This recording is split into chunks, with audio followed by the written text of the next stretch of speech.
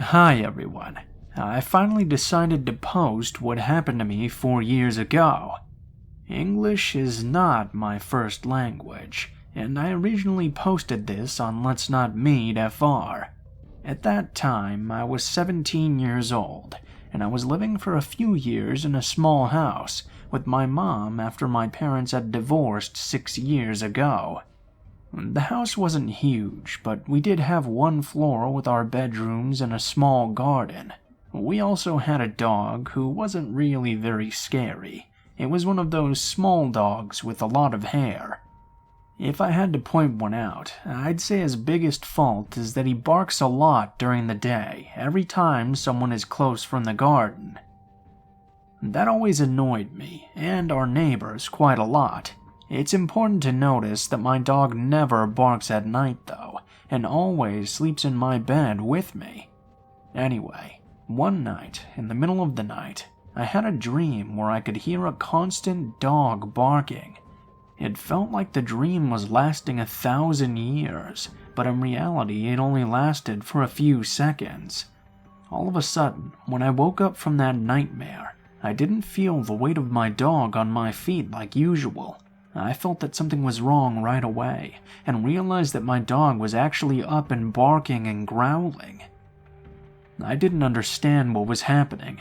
I just looked for my dog and saw him standing at the top of the stairs, his head pointed downwards towards the front door. As a side note, the door opening the garage was actually on the side of the front door as well. I jumped out of my bed and rushed to the top of the stairs where my dog was. I could make out the shadow of a man, standing just at the bottom of the stairs next to the front door. I was so startled I wasn't even able to shout. I just took my dog in my arms by reflex and ran towards my mom's room. My mom was just waking up. She takes medication to sleep, so it's very hard for her to wake from sleep. Thank God the door of her bedroom can be locked with a key though. Even though I was shaking like hell, I ran into her room and locked the door. My mom understood what was happening when we heard the footsteps slowly coming from the stairs. We froze in the corner of her bedroom, and she grabbed her phone to call the police. While we were trying to reach the cops, the man started shaking the door handle, and then even punching against the door. After a moment, he stopped, and he began to laugh psychotically. That's when my mom had the bright idea of shouting, "Hey, I called the police, so get out!" After a moment, we heard him running back down the stairs, still laughing the whole way. We didn't dare to move until we heard the entrance of the police officers. When they arrived, no one was there, of course. He was long gone. On the living room table, though, there was a note laying there. He had written, "See you soon." That's how I translated it, at least, because the original note was in French. They said later that apparently the guy got in and out from our garage, which had a back door at the time that we always left open. Immediately after that, we went living with my grandparents for a while, and moved out in a new house a couple of months later. While we were still there, we never heard of this guy again, but we always check that the door is locked before going to bed now, and I have trouble falling asleep ever since. For almost a year after, I would always wait until it was 4 a.m. to go to sleep, just to be sure he didn't try to find us and sneak into our home once again.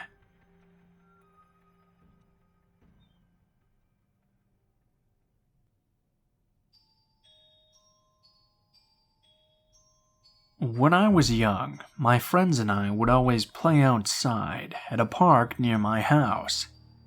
The park was near a small patch of woods, so whenever we got bored, we would try to climb the trees or gawk at the deer or any other type of animal we could find. One day, though, as we were playing a game of tag, a tall man walked up to the edge of the playground. He had this pale, sickly-looking skin, covered with dirty rags, and he spoke in a creepy, childlike voice that sounded like he was trying his very best to seem non-threatening. Now, we had been told very often to stay away from strangers, But this one only wanted to play tag with us, so we thought it would be okay if we allowed him to. I was the tagger, and I eventually tagged everyone else except the strange man. I saw him and sprinted as fast as my 8-year-old legs could carry me, but the man ran away from me, off into the woods.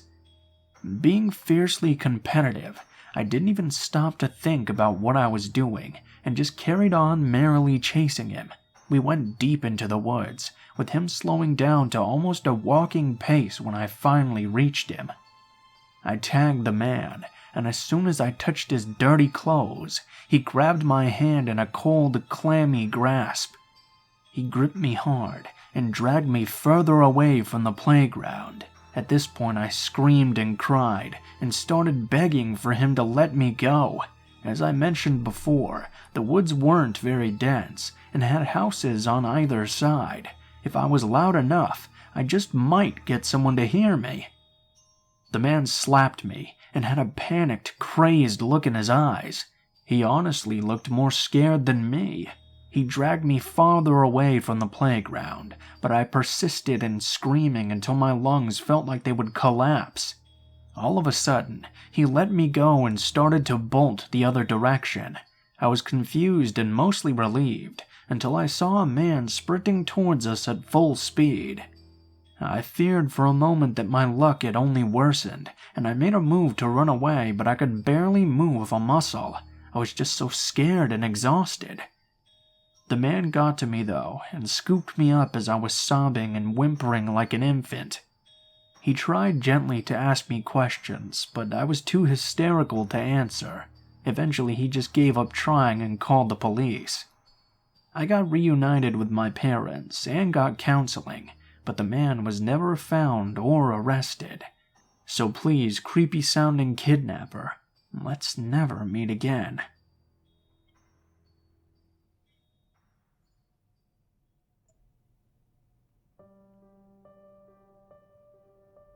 I don't know what compelled me to finally share this, but I've been thinking about it a lot the past few days, and I thought it'd fit this sub relatively well. I'm one of those long-time lurkers who's been sitting on their own story for ages, but I finally got around to writing my experience down, and I hope someone out there finds this interesting to read.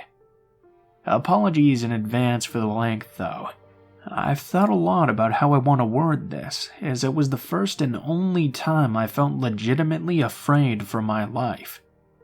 When I was about 8 years old, my parents were going through a divorce, and my older sister and I used to spend a lot of time at our grandparents' house. It's a long ranch-style home on a corner in a very nice neighborhood. It's only about a 10-minute walk from a gas station, grocery store, and a few fast food restaurants. The streets are long and lined with well-manicured houses, cradled by those big, scenic California valley hills all around. We were never very wealthy, but my grandpa bought it as a fixer-upper many years ago, and the property value had skyrocketed since then.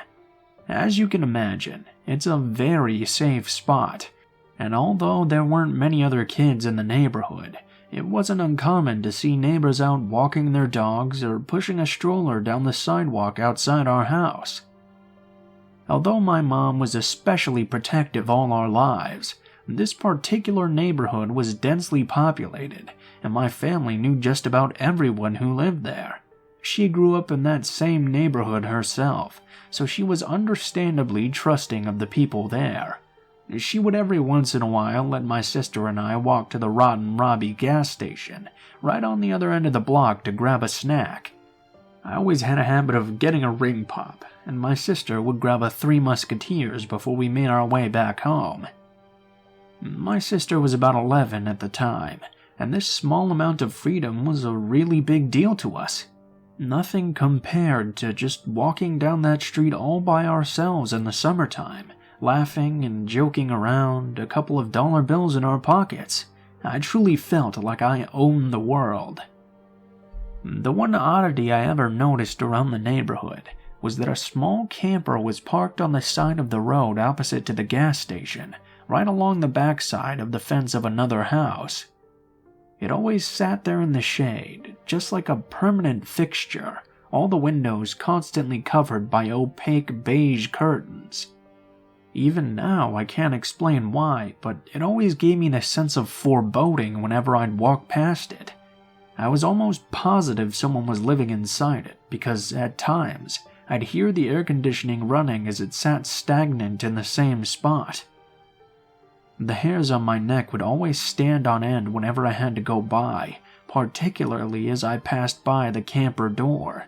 I'd always keep my eye on it, for fear that one day it'd swing open just as I came to pass by. I think what bothered me the most was a drawing taped to the door from the inside. It was extremely messy, a sketch of odd lines in a brown-colored pencil that was frustratingly indiscernible. I could see the outline of something, a vague shape, but I could never make out what it was intended to be. I never had the nerves, though, to stop and stare long enough to really investigate. Each time I walked by, though, I'd steal a glance to put a little bit of the picture together.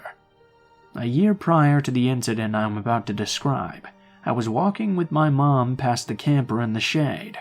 We had just gone to the park nearby, and unfortunately had to pass the camper before we could cross the street and continue walking. I didn't want to seem afraid, so I kept on walking right behind her and didn't object when we walked past it. This time I felt a little more brave, though. I was frustrated not being able to decipher the drawing for so long, and while my mom was just feet away, I stopped in front of the camper door and took a moment to really absorb the drawing. Upon closer inspection, the paper was filthy. I remember doing a project in elementary school where we soaked printer paper in black coffee to make it look aged, and that's kind of what it reminded me of. My mom walked on without noticing I'd stopped following her, but my eyes stayed fixed on the indistinct mass of dirt-caked scribbles. At last, I could finally make out what looked to be a tiny malformed face. My stomach turned. I immediately felt cold and disgusted as my eyes trailed over the rest of the image. I didn't know what kind of creature it was at the time, but now I can look back with my experience and say the drawing was definitely a badly deformed fetus inside a mass of large perfect circles, like those made by a circular ring ruler. Its face was contorted, drawn as if it was in terrible pain. It was so graphically disturbing and seemed to portray this odd sense of suffering that just stuck with me for days. As a child, I didn't know how to process something like that. The mental image still makes me sick to think about. I mean, I'd never seen that kind of thing before. Adrenaline flooded my body and my chest hurt with fear, but I selfishly thought of my glorious little trips for ring pops and said absolutely nothing as I followed behind my mom. This was, in retrospect, a classically terrible idea. It's one of those things you scream at main characters in movies for. Ever since my ill feelings toward the camper had been elevated by the drawing on the door, I thought about it every time we drove by. Only about a month later, my mom once again graced us with several bucks and the permission to walk down to Rotten Robbie and grab our respective snacks. I thought about telling my sister about what I'd seen on the way there, but she was older and braver than me. I was terrified she'd make me cross the street with her to check it out. That day it was very bright and sunny, and I told myself with false certainty that on a day like that, what could possibly happen? If I didn't acknowledge it, maybe it'd just go away. We walked past the camper, and it was thankfully uneventful. On the walk back, I was feeling more comfortable and confident, and was focused on finding open my candy wrapper, while my sister walked calmly beside me. We passed by the camper a second time. I didn't give it half as much thought as the first time. I don't even remember what we were talking about, but I recall being interrupted mid-sentence as my sister suddenly, softly yet firmly called my name. Holly. There was a distinct fear in her voice that immediately set me on edge, like a bucket of ice water. All of my senses heightened, and I became aware of everything, including the sound of haphazard footsteps, only about 10 feet behind us. It was accompanied by a heavy rustling sound just like a heavy backpack, and nervously, I half turned my head to look behind us. There was a man with a long, unkempt beard, wearing many layers of ragged clothing behind us, his eyes unmistakably burning into our backs as he walked. His movements weren't normal. It was this weird drunken shuffle, like each of his feet were unimaginably heavy and needed to be moved by one grand effort at a time. His shoulders were skewed, head tilted downward with a strange arch of his neck. I could hear his shoes scraping against the gravel with every step, but rather than seeming genuinely intoxicated, it was as if he was intentionally meandering our direction, like a zombie with direct effort to frighten us. Behind him, I saw that the camper door was wide open for the first time in all of the years we'd spent living there, and realized that this was the man who had been living inside all that time. "He's following us," I choked out, my eyes filling with tears. My mind was spinning as I stared straight ahead again, the wide street and sidewalks abnormally empty all around. My sister grabbed my hand. She squeezed it hard enough to hurt without looking my way, speaking carefully under her breath. "On the count of 3, we race home, okay?" She told me in a very serious tone of voice. I couldn't reply through the growing lump in my throat, but every single cell in my body understood we had to put some distance between us and this man as quickly as possible. She began to count steadily while we walked faster. The most terrifying part, though, is that he started running at us before we even had the chance to. He must have heard her directions to me and tried to get a head start by sprinting our direction before she got to 3. His footsteps were so noisy, though, we bolted in an instant, like deer after we heard him behind us. I'll never forget this. The chase felt exactly like you imagine in all of your nightmares. The fear that your pursuer is just inches away from grabbing your arm or grabbing hold of a fistful of your hair. I pictured myself being dragged back into the truck with nobody around to see or hear me. We were running so hard we didn't even have the breath to scream for help. Peering back behind me about 10 seconds later, I saw him running our direction with absolutely none of the impairment he had showed with those zombie-like steps just moments before. Thinking back on it now, I think he may have been deliberately pretending to be handicapped to lower our guard so we wouldn't start running. The thought is terrifying, but I can't rationalize this behavior any other way.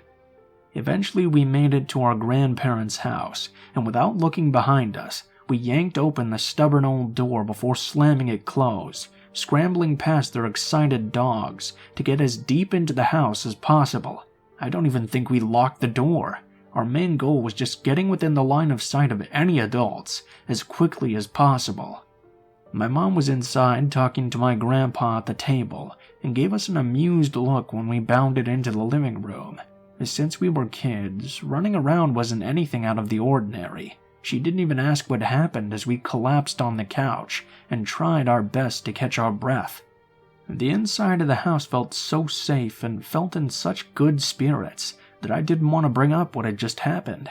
Like waking up from a nightmare you just didn't want to talk about. I was desperate to go back to normalcy. I wanted to forget the incident entirely, to just unwrap my candy and act like everything had never happened for the sake of my own sanity. And that's exactly what I did. I asked my sister a few years back if she remembered this incident. I'm 25 and she's 28 now. Her response was strange. She immediately remembered without the need for me to provide details, but for some reason she quickly waved it off and insisted he must have just been a bored homeless man wanting to spook some kids walking home. No real intent to harm anyone or anything. I don't know though. I'd like to believe it's some innocent misunderstanding, but like they always say about gut feelings, they're rarely wrong. I feel in my soul that he wanted to hurt me and my sister that day. I never told anyone else, not even her, about the strange drawing on the door. I'm not sure if my sister saw the open door either and connected him to the camper or not. One of my biggest regrets is that I would hate for any other children to have been less fortunate after innocently walking past that camper in the shade.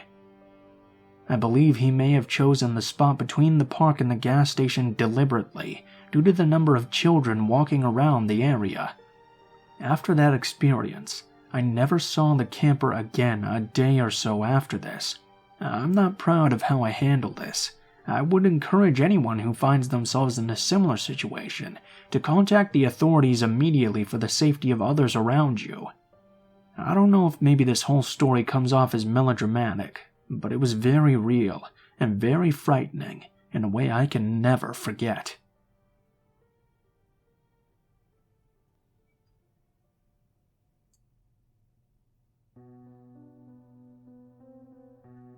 I've lived in New York City all my life, and I have countless stories that I can tell you about it, but this one takes the cake for sure.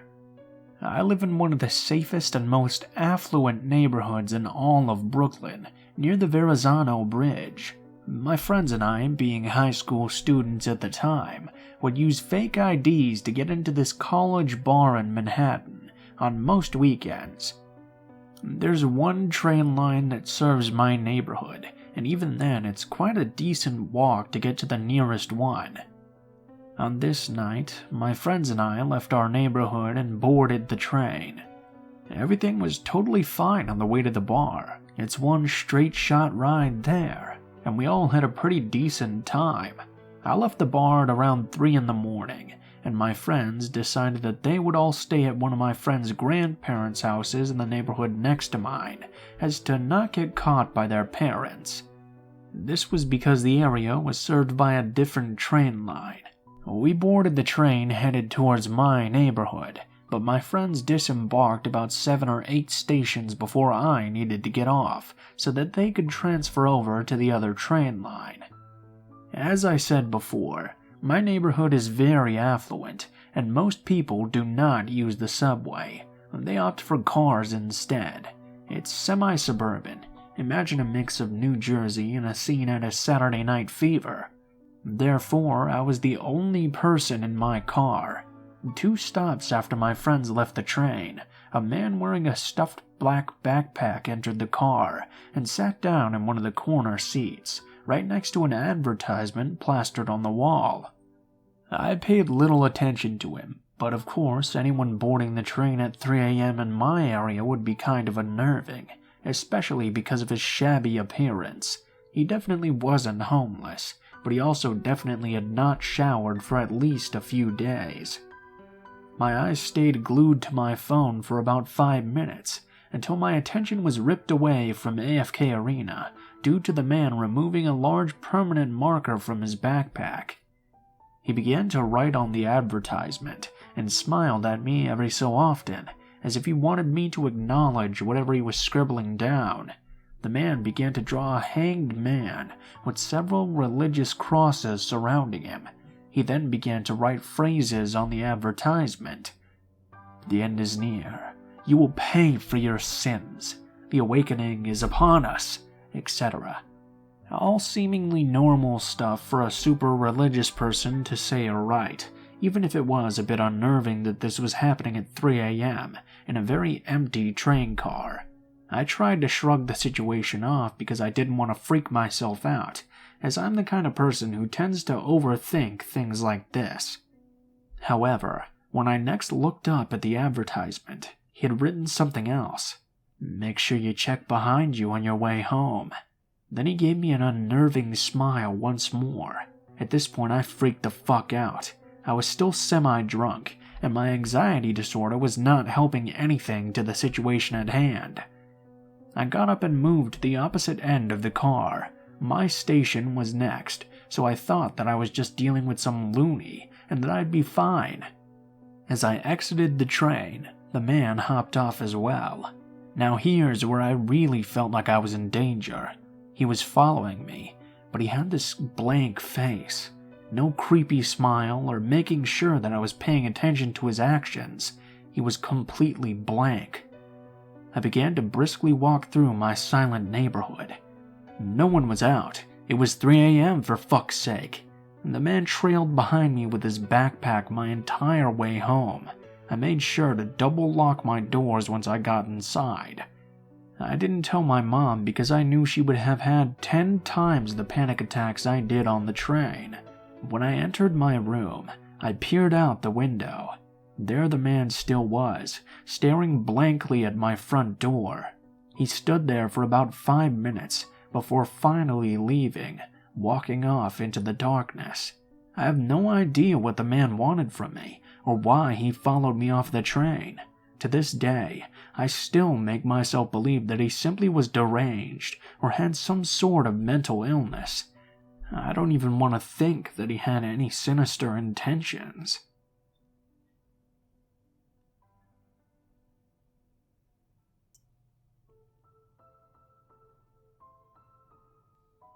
What is up, guys? Blue Spooky here, as always. Thank you so much for watching this far, especially if you made it to the end of the video.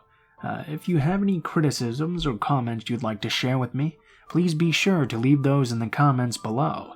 I would just like to let you guys know, for a little bit of an update, that I am planning to continue streaming. I'm not sure how often, probably in between the days that I record videos or something, but Ghosts of Tsushima just came in, so I'm pretty excited about that. I kind of want to start from the beginning and let you guys share the experience with me. So hopefully I can get that set up soon and my internet doesn't keep crapping out in the middle of the stream like it did the last time. In addition to that, I've been talking a little bit with my friend, and I was thinking about maybe opening up a second channel where I do readings that are not horror related so much.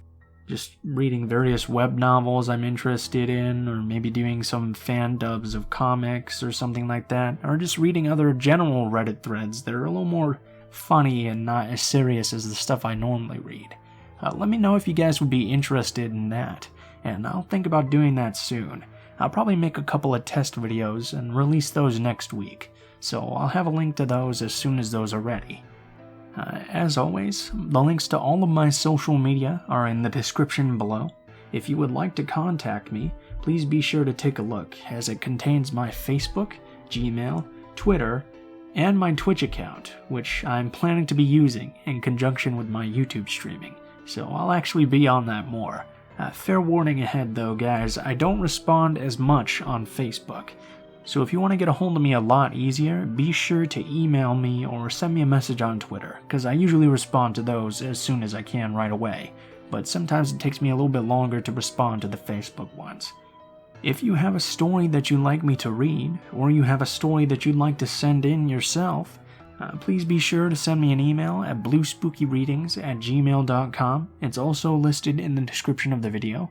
If you do decide to send in a story, please be sure to include how you would like to be credited in the description of the video the story appears in, the title of the story if it has one, and the theme if it has one as well.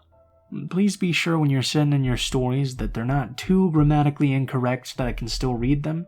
Also, please make sure they're at least a couple of paragraphs long and include as much detail as you remember and are comfortable sharing, because if they're too short, sometimes I get stories that are only like a paragraph long or so, and those are a little too short to be read in a video, because they only take me about 30 seconds to a minute to read, so yeah.